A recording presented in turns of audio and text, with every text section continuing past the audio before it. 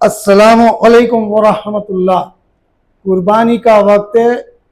कुर्बानी में जगह जगह बोर्ड आपने देखे होंगे, हिस्से वाली कुर्बानी और हिस्सा तकसीम वाली कुर्बानी। यानी हिस्सा रकम के दो पार्ट होते हैं।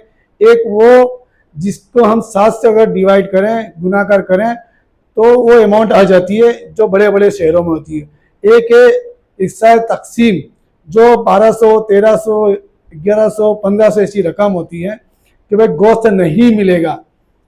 हम अहमदाबाद की मैं बात कर रहा हूँ, इसी तरह सारी जगह और सारे मसलक के, चाहे वो देवबंद हो, बरेलवी हो, चाहे हो, सब बोल लगा के बैठे हैं और सब दे रहे। तो क्या ये वाकई में सही है या गलत कि जानवर की जो 1200-1500 में तो जानवर का देखा जाए तो 7-8 हज़ार का तो जानवर मिल ही नहीं रहा है। तो कहते हैं कि हम बाहर गांव या ऐसी जगह पर हम कॉन्ट्रैक्ट लेकर काम करते हैं। तो क्या शरई हुक्म यही है?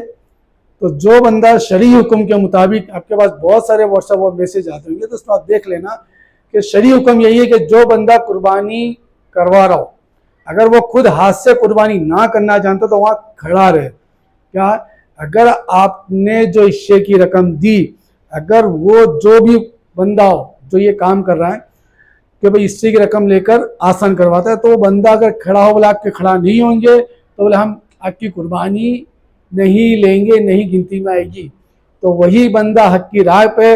बाकी सब ये चीटिंग और धोखा बेईमानी हो रही है, मुसलमानों के साथ चीटिंग हो रहा है, धोखा हो रहा है, तो ये कीमत ही नहीं बन रही है। एक तो शरीयत के खिलाफ के बंदे को हाजिर ही नहीं रखते, तो जब बंदा हाजिर ही नहीं हुआ तो वो मुकम्मल शरीयत अदा कैसे हुई? अहमदाबाद के अंदर हर जगह, मैं अहमदाबाद की बात करता हूँ, हर जगह ऐसे बोर्ड आपको दिखाई देंगे जिसमें बड़े लोगों को कोई प्रॉब्लम नहीं है, लेकिन जो मजदूर लोग हैं जो चाहते कि अल्लाह राजी हो जाए, हम तो इतना अमाउंट नहीं ला सकते, वो 1200-1500 जैसे भी इकट्ठा करके देते अल्लाह को राजी करने के लिए।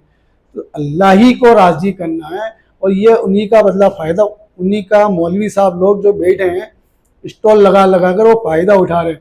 कोई देखने नहीं आता, बोले हम मदरसे में देते हैं, तो मदरसे में 4000 करोड़ तक की ज़कात रमज़ान में जब जाती है तो अभी भी क्या पैसे कम पड़ रहे हैं? तो इन गरीबों का हक मान रहे हैं। तो ऐसे मुनाफिकों से आप बचते रहिए। ये मुनाफिकीन लोग हैं, चाहे वो किसी भी फिर के हो, देवबंद के हो, बरेलवी के हो, चाहे दावत इस्लामी हो, ऐसे मुनाफिकों से बचे जो कहे कि आपकी मौजूदगी में ही हम, आपका हिस्सा है, मौजूदगी में ही हम करेंगे, वो राइट है। बाकी सब मुनाफिकीन है कि कोई भी मुफ्ती कराम ऐसा नहीं है हिंदुस्तान में कि जो इन पर फतवा लगा सके कि आपकी गैर मौजूदगी में आपकी कुर्बानी जायज़ नहीं होगी, जहाँ तक आप बीमार शिमार वगैरह किसी भी हालत में हो तब। कोई भी मुफ्ती कराम, क्योंकि सबके हराम मुंह लगा हुआ है और कोई भी मौलवी इस पर बयान भी नहीं करना चाहता क्योंकि उन्हें भी इसका कुछ हिस्सा मिलता है या ट्रस्ट को हिस्सा मिलता है या कहीं ना कहीं उनका कॉन्ट्रैक्ट जुड़े होते हैं।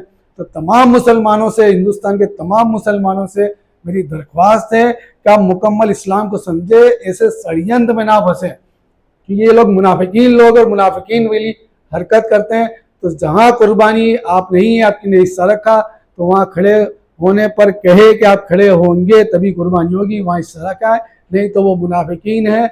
इस बात का खास ख्याल रखें। ईमान के साथ में और धर्म के नाम पर यह धंधा हो रहा है और ईमान के साथ में आपका खिलवाड़ हो रहा है, तो अपने ईमान को सलामती रखिए। और जो साहिब ईमान है, अगर मेरी बात आपको हक लगती है तो वीडियो शेयर करें, नहीं हक लगती है तो आप इसे डिलीट मार दें।